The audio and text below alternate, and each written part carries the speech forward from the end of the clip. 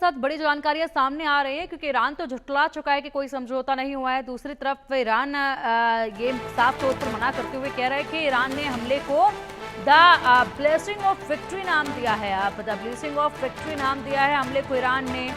अभी भी लगातार यहाँ पर जो बयान आ रहे हैं, जो प्रतिक्रियाएं आ रही हैं, वो बेहद अलग है। अमेरिका की प्रतिक्रियाएं एकदम अलग हैं, ईरान की एकदम अलग हैं, इजराइल का इंतजार है। ईरान ने हमले को द ब्लेसिंग ऑफ विक्ट्री नाम दिया है। महमूद, ये देखिए, तीनों ही देशों की तरफ से बहुत अलग अलग बयान निकलकर सामने आ रहे हैं क्योंकि ईरान अब इस पूरे हमले को जो है वो नाम दे चुका है और ये जो नाम है वो भी बहुत एक महत्वपूर्ण रोल निभाता है क्योंकि the blessing of victory Iran ने इस हमले को नाम दिया है। तो बेशक एक बड़ा मैसेज इस नाम से भी कह सकते हैं कि देने की कोशिश ईरान की तरफ से की जा रही है। और इतना ही नहीं, अगर ईरान के मंत्रियों की भी बात की जाए तो उन्होंने ये साफ कर दिया है कि सीज फायर को लेकर कोई अग्रीमेंट इसराइल के साथ फिलहाल नहीं हुआ है और जब तक इसराइल नहीं रुकेगा तब तक ईरान की भी कोई इंटेंशन नहीं है इन हमलों को रोकने की। तो बेशक ईरान ने तो अपना रुख साफ कर दिया है, उन्होंने हमले को नाम भी दे दिया है द ब्लेसिंग ऑफ विक्ट्री। तो ईरान की तरफ से लगातार जो पिक्चर है, जो रुख है बयानबाजी में साफ नजर आता है। लेकिन इसराइल और अमेरिका जो इस पूरे युद्ध में कहीं ना कहीं साठगांठ करते हुए नजर आ रहे हैं, अमेरिका इसराइल की तरफ से लड़ता हुआ नजर आ रहा है, उन्हीं दोनों देशों के बीच में फिलहाल कह सकते हैं कि बहुत अलग अलग तरीके की बयानबाजी और अलग तरीके के एक्शंस भी नजर आ रहे हैं क्योंकि डोनाल्ड ट्रंप सीज फायर का ऐलान कर देते हैं, उसके बाद इजराइल ईरान पर हमला कर देता है। तो फिलहाल अब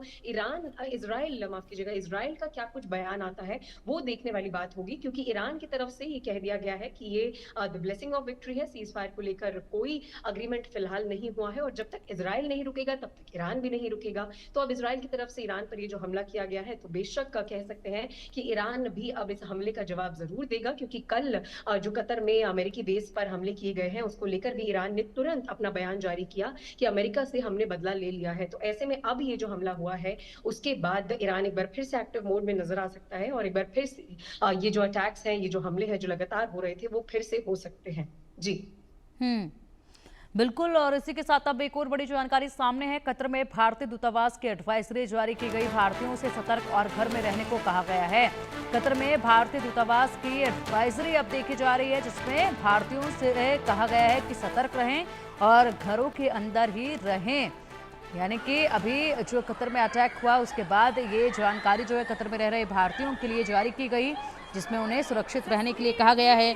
लेकिन फिलहाल जो है संभावना यही है कि ज़रूर यहाँ पर हालात जो है वो शांतिपूर्ण होते नजर आएंगे। लेकिन इजराइल तो अब भी ईरान पर अटैक कर रहा है, जबकि ईरान की तरफ से कहा जा रहा है कि अगर इजराइल अटैक करना बंद कर देगा तो यहाँ से भी कार्रवाई जो है वो बंद हो जाएगी। वहीं सीज फायर को लेकर बड़ा ऐलान डोनाल्ड ट्रंप ने कर दिया है। ईरान ने फिलहाल उसे खारिज किया है लेकिन ईरान की तरफ से अभी और प्रतिक्रियाएं आनी अभी बाकी हैं। इस बयान के बाद डोनाल्ड ट्रंप क्या कहते हैं ये आना बाकी है और इसी के साथ इजराइल क्या कुछ कहता है ये भी अभी बाकी हैं तमाम प्रतिक्रियाएं आनी। उसके बाद तस्वीर जो है कहीं ना कहीं साफ हो पाएगी किन कंडीशंस पर और किन बातचीत के बाद जो है इस तरह के फैसले तक पहुंचे हैं, सीज फायर के फैसले तक पहुंचे हैं क्योंकि हालात तो लगातार चिंताजनक होते ही नजर आ रहे थे। उसी बीच सीज फायर की खबर आ जाना वाकई में राहत की खबर है, लेकिन देखना यह है कि कंडीशंस क्या कुछ रखी गई हैं, किन चीज़ों पर सहमति जो है वो बनी है।